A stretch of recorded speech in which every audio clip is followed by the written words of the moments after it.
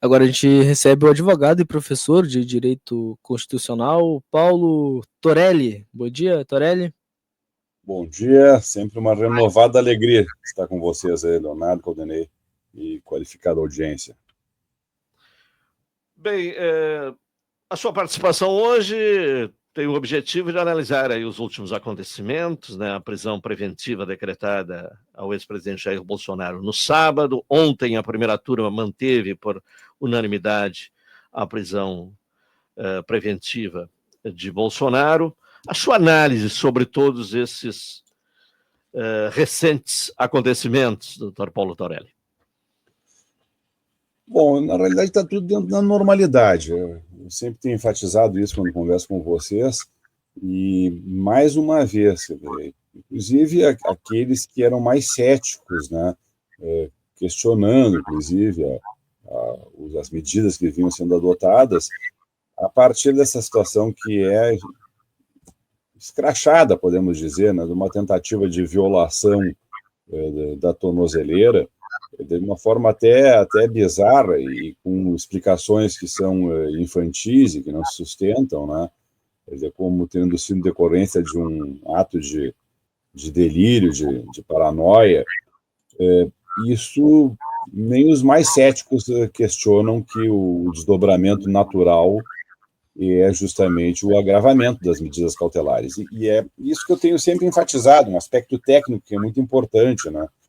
Nós não estamos ainda no cumprimento de pena de mais de 27 anos de condenação do ex-presidente Bolsonaro. Nós estamos em medidas cautelares, ou seja, se adota estas medidas para que não se frustre a execução da própria condenação. Outro aspecto técnico.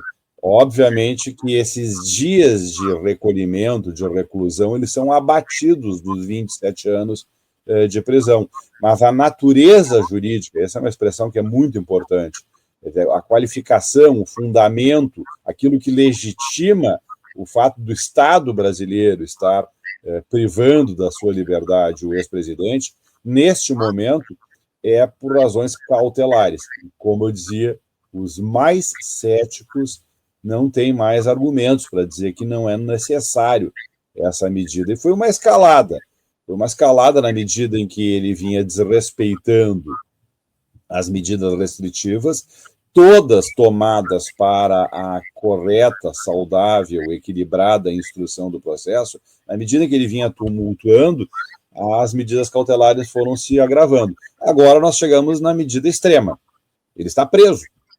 Ou seja, na prática não há mais uma restrição maior do que essa. O debate que existe só é sobre o local onde ele pode vir a ser colocado para cumprir, para iniciar o processo de execução de pena. Então, ontem não só a primeira turma confirmou por unanimidade do STF a correção da medida cautelar de recolhimento à prisão, por conta da tentativa de fuga, foi essa a leitura, uma leitura meio que óbvia, inclusive agora, com suspeitas de que já havia uma articulação com o governo dos Estados Unidos para que ele fosse para o setor de embaixadas, e a própria embaixada dos Estados Unidos, que fica a 10 minutos da casa em que ele está morando, que é uma casa num condomínio de luxo locada pelo seu partido. Esse é outro dado importante, que é bom se dizer. Algumas pessoas me perguntam, mas o partido vai poder continuar, se ele estiver em prisão domiciliar, amparando e pagando a casa em que ele mora?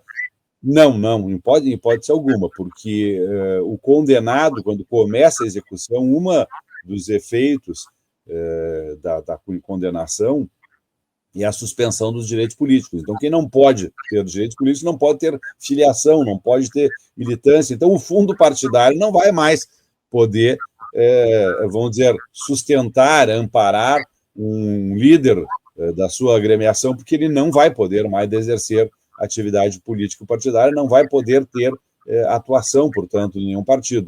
Então, se for para prisão domiciliar, será às suas próprias expensas, não mais. Mas esse debate é um debate que ainda está por ser feito.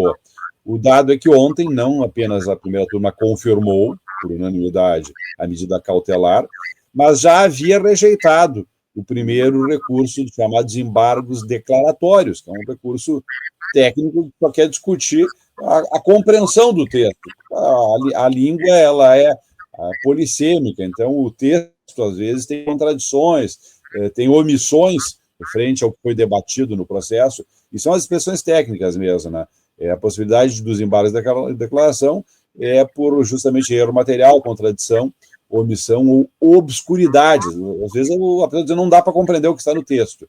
Então, essa fase já foi superada, é um recurso que, como se diz, ele é meramente complementar, ele integra o processo de decisão, não é um recurso, o embargo de declaração, que se propõe a mudar a decisão, mas, assim, não é incomum, às vezes, o juiz diz, opa, diante de um erro material, eu mudo de decisão, eu queria condenar, não vou mais condenar. Então, é claro que o condenado, ele alimenta essa esperança. Poderia acontecer, mas não é a razão de ser dos embargos de declaração. E também não é incomum, eu me lembro que eu falei algum tempo atrás, até alguém da audiência comentou, dizer, pô, que Brasil é esse, né? O cara está condenado, ainda tem recurso do recurso. Sim, não tem limite para os advogados fazerem embargos de declaração. Ele pode dizer, continuo não entendendo. Eu lembro em cima deste embargo de declaração último, e é isso que eu quero enfatizar. Ontem era o 5º dia para, eventualmente, se apresentar outro embargo de declaração. Sim, 4 réus apresentaram ontem outro embargo de declaração. Foi o general Heleno, o general Braga Neto, o general Paulo Sérgio e o almirante Almir Garnier. Eles fizeram um segundo embargo de declaração. Ou seja, não se deram satisfeitos com a resposta ao primeiro embargo de declaração. Bolsonaro não fez. Significa que nós estamos indo para aquele momento derradeiro, que é o carimbo no processo dizendo transitou em julgado, que tecnicamente significa não há mais recursos. Não há mais recursos, até porque o próprio prazo para recorrer se esgotou. Se diz até o trânsito em julgado formal e o material. O formal é quando não tem mais prazo. O material é a ideia de que aquela condenação é definitiva, ou seja, não tem mais como ser alterada. A partir daí, sim, começa a fase de execução de pena mesmo.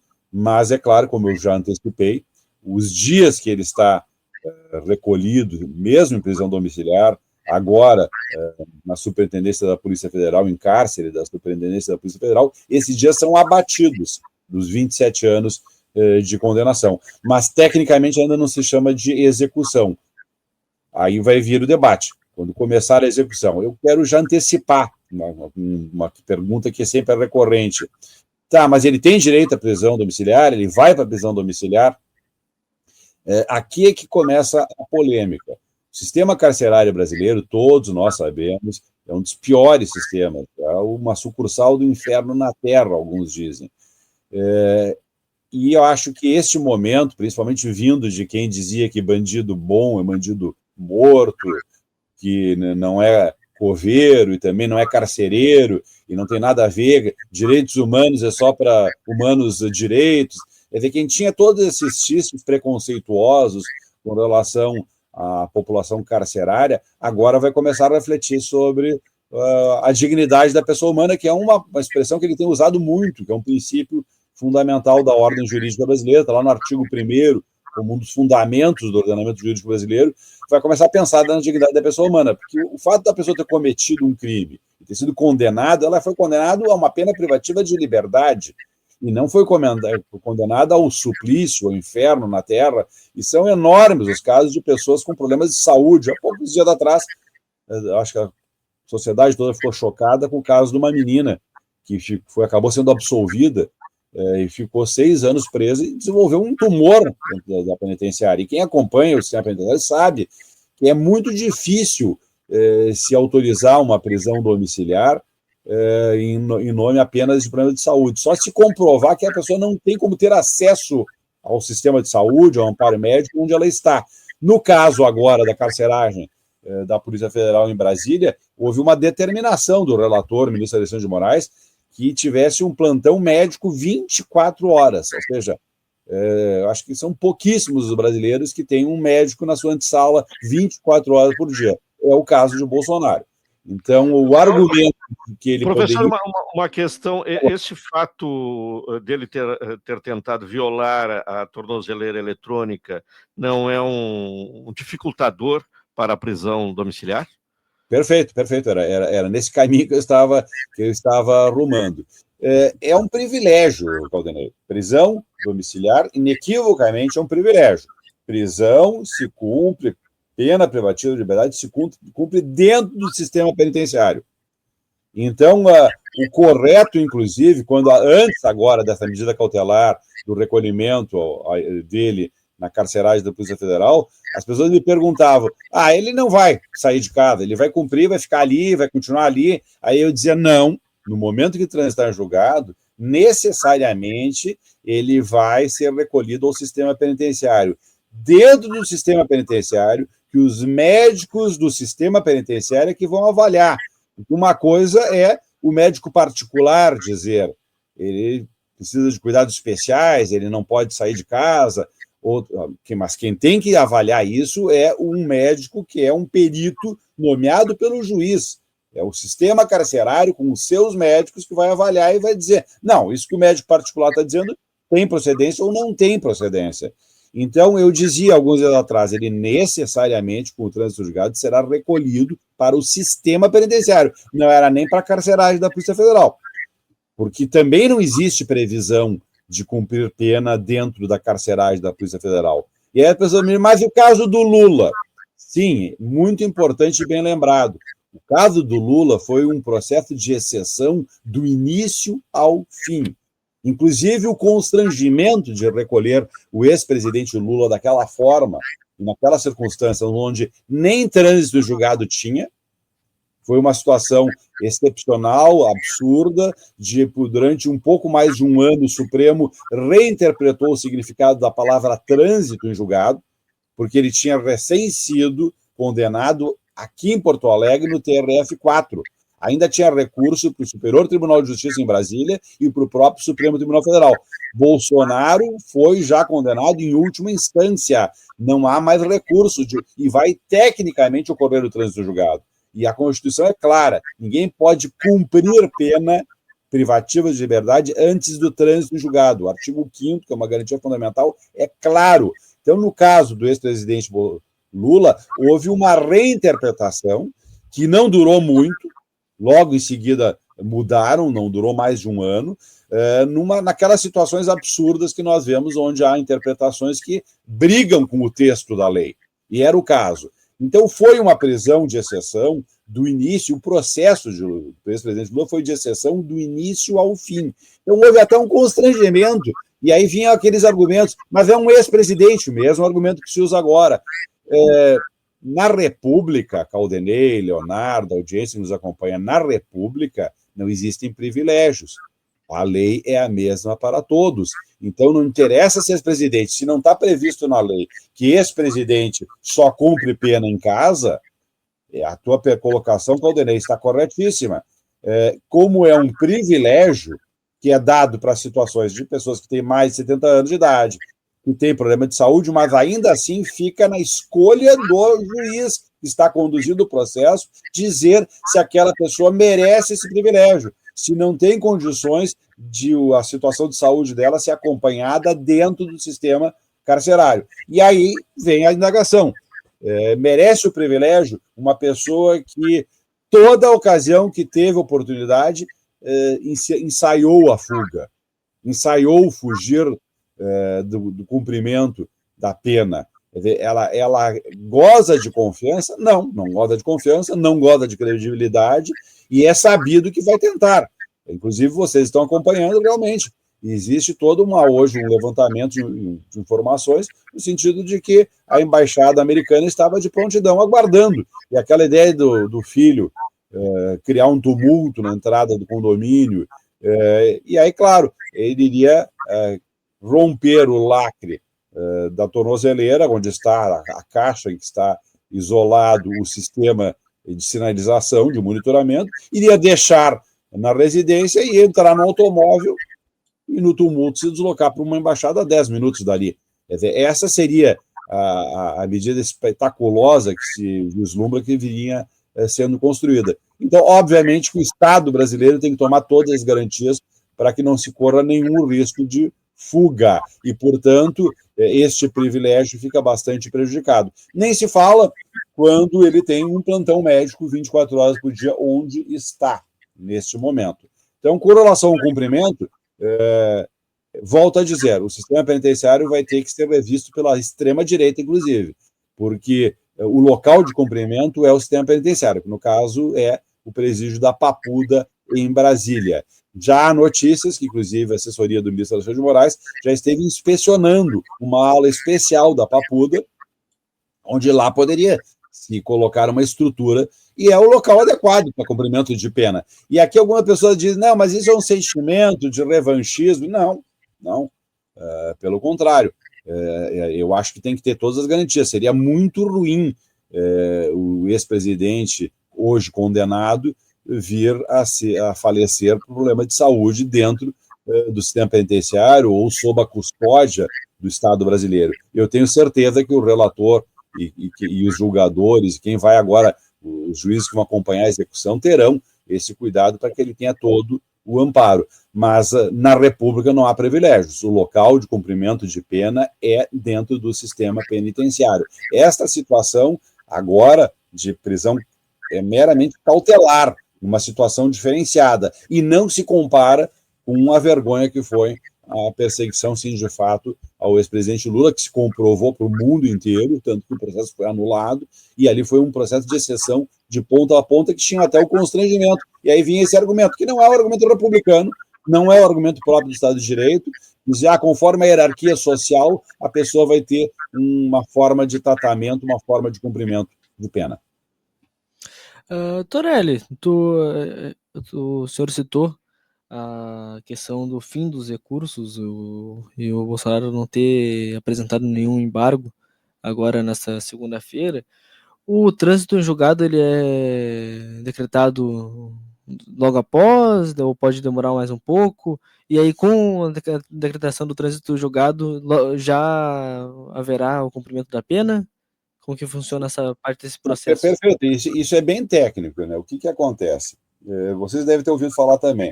Falava muito no chamado, na figura dos embargos infringentes.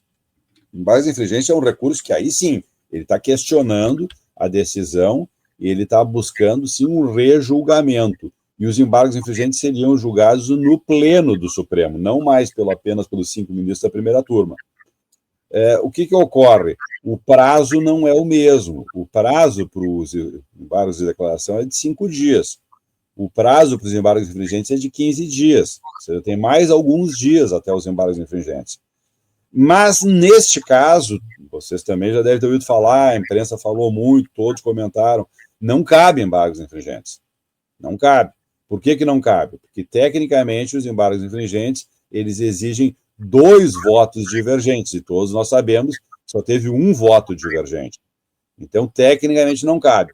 Mas há várias especulações de que alguns réus vão apresentar os embargos infringentes tentando forçar, tentando criar um constrangimento, dizendo que 1 voto divergente já é o bastante para dizer o seguinte, tem um juiz que tem uma outra leitura, que não era caso de condenação, que não tinha prova suficiente, que era o argumento que já vinha sendo batido antes até do próprio julgamento do mérito.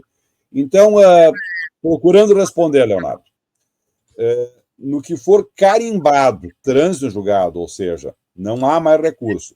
Tecnicamente, hoje, já estamos no 6º dia, como não cabe embargos infringentes, o único recurso possível era o recurso aclaratório, tecnicamente, para Bolsonaro, não para aqueles outros 4 que entraram com um segundo embargo de declaração, que está sujeito a multa, é importante dizer, quando o julgador identifica que o segundo embargo declaratório não tem fundamento, que ele tem um sentido meramente protelatório, pode até haver uma multa. Não é comum. Pelo menos 2 embargos de declaração se entende como razoável. Quando entra no 3º, no 4º, às vezes não tem multa, porque às vezes o advogado mostra que realmente tem contradição, tem obscuridade, tem omissão, tem erro material. Eu já vi processos com 4 embargos de declaração e sem multa, que o julgador era muito ruim e tinha realmente problemas. Acontece. não estava sendo claro, estava sendo contraditório, obscuro, omisso, ou até cometendo erro. Então, eu já vi casos em que houve 4 embargos de declaração e não teve multa.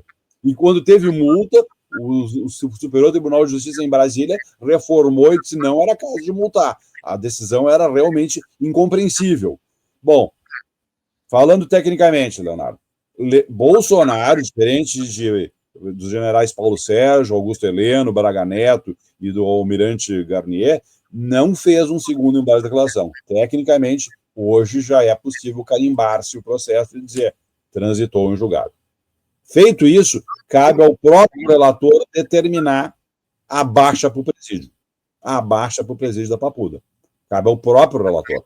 Ele, tecnicamente, terá que fazer isso. Ah, mas ele já está preso. Não, ele vai ter que dizer, agora cumpriu, começa a execução da pena. Onde é que ele vai cumprir a pena? Ele vai ter que dizer isso, é nos próximos dias.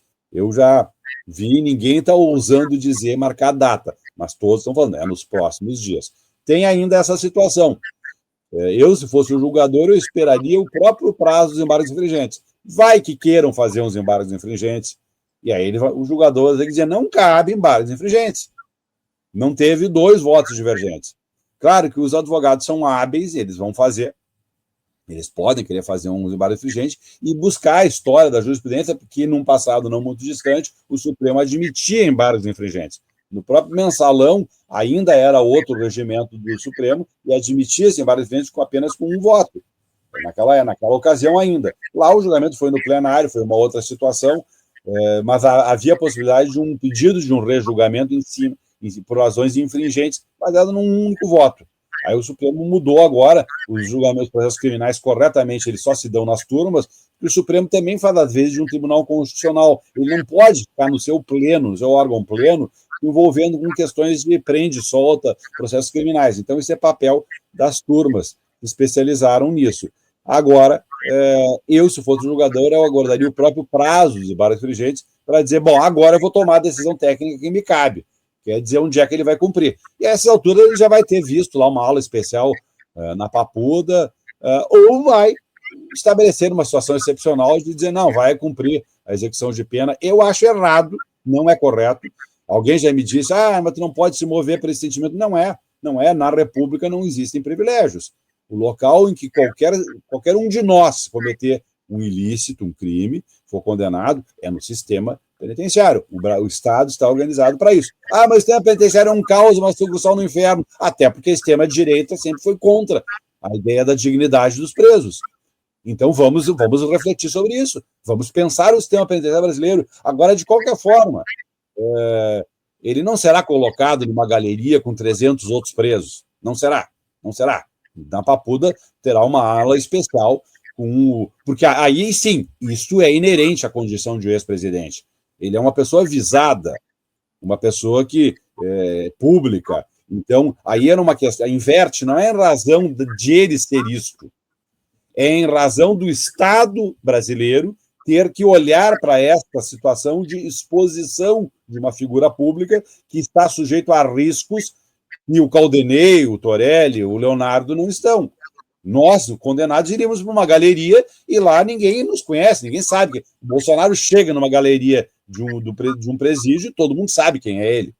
Então, isso é uma razão externa à pessoa dele. Não é uma questão, portanto, é uma questão republicana. É uma razão de segurança diferenciada que este condenado exige. Mas é lá no sistema penitenciário. Então, ele não será colocado numa galeria, mas terá um tratamento diferenciado não por ser ex-presidente, mas por uma razão de segurança especial que a figura pública exige. Eu não sei se fiz claro. Fui claro ao dizer que não é um privilégio, é uma obrigação para ele ou para qualquer pessoa. Se mesmo nós, um comum, se tem um inimigo declarado que está dizendo que quer matar a qualquer um de nós, que está sendo colocado dentro de uma galeria, o Estado não pode colocar. Infelizmente, nós sabemos, mas vocês têm bem claro isso, né? O sistema penitenciário não controla as galerias dos presídios. Lá dentro, lamentavelmente, são as gangues que controlam. Inclusive, tem situações lamentáveis, narrativas que nós temos. A pessoa, quando entra, mesmo sendo réu primário, nunca foi condenado antes, perguntam para ela de que facção tu é, e a pessoa diz, eu não sou de facção nenhuma, eu fui pego por um problema, eu sou consumidor de droga, por exemplo, não sou traficante, mas aí pergunta, agora tu vai ter que dizer de que facção que tu é, porque aqui dentro, se tu não disser que tu é da facção X, vão achar que tu é da Y e tu corre um risco de vida. Isso é lamentável, ou seja, o Estado brasileiro não controla o interior das galerias dos presídios. Mas é evidentemente que essa situação, até por uma questão de evitar-se o mal maior, é uma situação externa à figura do ex-presidente. Exige um cuidado especial. Mas é dentro do sistema penitenciário. É lá que tem pena. Uma questão final aqui, até em função do horário, para uma resposta rápida, professor. A oposição se articula novamente para andar o projeto da anistia ampla e restrita para os envolvidos na tentativa de golpe de Estado. Eu tenho a impressão que o senhor até já se manifestou sobre isso aqui no programa, a constitucionalidade desse projeto, além da questão política, a constitucionalidade de anistia nesses termos que a oposição pretende. A constitucionalidade é inconstitucional, não há o que discutir. O crime de atentado contra o Estado Democrático de Direito, a Constituição é clara. Existe ali, nós já falamos aqui, existe uma ambiguidade, porque a Constituição foi feita no final do regime militar, e os militares pressionaram muito. Então tem um trocadilho entre dois incisos ali do artigo 5º, onde alguns crimes são imprescritíveis, outros não são, tipo tortura, agora terrorismo é considerado imprescritível, agora golpe de Estado fica num limbo, mas na interpretação o Supremo já disse que não, ele é imprescritível e não é crime de atentado contra o Estado Democrático de Direito e não é passível de anistia. Então é flagrantemente inconstitucional. Tem um truque, Caldenei, que eles estão tentando fazer, que é então reduzir a pena. Eu disse, não, eu não estou anistiando, mas eu estou reduzindo a pena. E tecnicamente, se existe um crime e ele tem uma pena de X anos e a pessoa está condenada cumprindo aquela pena, e aí vem uma lei e diz, não, agora a pena não é mais de 20 anos, é de 1 ano. A pessoa tem que ser automaticamente liberada. No caso, automaticamente ela já iria para um regime semiaberto, para um regime aberto. Então, há o truque da tentativa que eles chamam da dosimetria. Só que não pode haver uma situação, que aí também entra uma outra inconstitucionalidade, onde crime desta gravidade você tem uma punição muito menor do que outros crimes que são de menor gravidade. Isso cria também um paradoxo que é quase uma tentativa de abolir a própria autonomia do direito. Então, mesmo esse artifício, esse truque, que isso sim eu falava para vocês lá atrás, a alteração de pena, ela não é em si inconstitucional, mas ela obviamente tem que observar uma proporcionalidade com as demais penas de outros crimes, porque senão cria uma situação esdrúxula.